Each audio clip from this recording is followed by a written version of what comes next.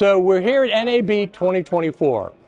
How do you like it so far? Everything going okay? It's really good so far. Yeah, it's a really nice crowd. And we're talking to Paul, founder of HEDGE.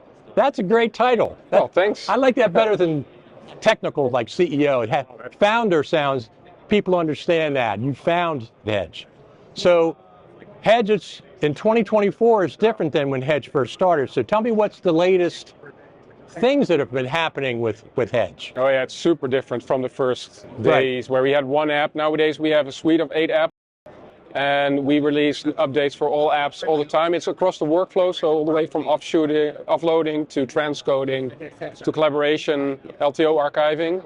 And besides all what's new to offshoot for DITs, you often need to do a camera report, and we have an app called FullCAD for that, and FullCAD now automatically applies Rec 709 to log material, or you apply your own custom LUT, so you actually have the shots in the sense that you were looking at them on set on your PDF reports and HTML reports. And what's also new is that we see a big adoption in LTO. Like, people need to archive stuff, and people are starting to realize that archiving to hard drives, that's not working. Those die.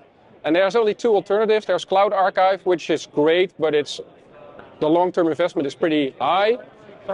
And the opposite is LTO, where the short-term investment is high because of the gear that you need, but the tapes themselves are pretty affordable. Yes, they are. Our product for that is called Canister.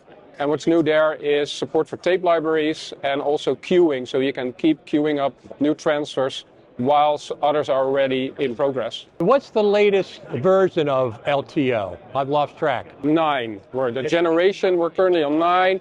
We think LTO 10 is coming in 1.5 to 2 years, and typically it's a bit of the Intel TikTok vibe. Yeah. One generation becomes faster, the other generation becomes bigger. So we're now at 18 terabytes, which is practically 16.5 useful space on one tape. And what's the connectivity? Is it Thunderbolt? Technically it's SAS, serial attached storage. Okay.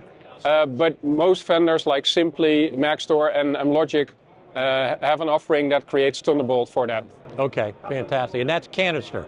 Yes. That's the product that deals with that. So NAB 24, we're here, and Sam Messman's here. And Sam Messman is with HEDGE now. I am with HEDGE now. I'm the new product marketing manager for what is, in my opinion, the coolest thing I have legitimately seen in years.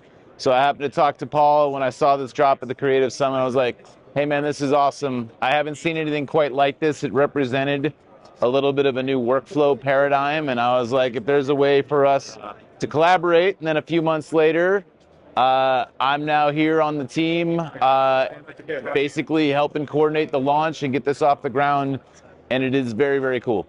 So are you one product person, or you work with all the products? So right now, my focus is post-lab, and my focus, it is a big departure from what the old PostLab is, which is look, PostLab Classic is fantastic, but the new PostLab represents, in my opinion, a paradigm shift for how collaborators can work, whether it's in-office, hybrid, or remotely. Can you describe PostLab for people that don't know, a simple explanation of what it does? So the old PostLab required you to have a PostLab drive, right? That was provided by HEDGE. The new PostLab, and also it was primarily for Final Cut users. The new PostLab is now bring your own storage. So any type of storage, local storage, shared storage, cloud storage, and it is also for any creative application. So it's no longer just for Final Cut. Okay. And there are some new additions like Team Time Machine.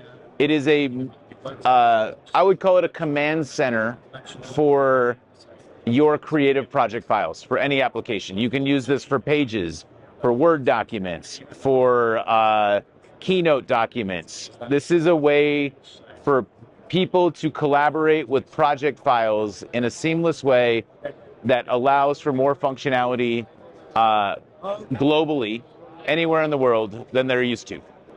That's interesting that you went beyond just like the NLEs, and then I guess there wasn't much difference to do it it's like versioning almost, isn't it? That is exactly what it is.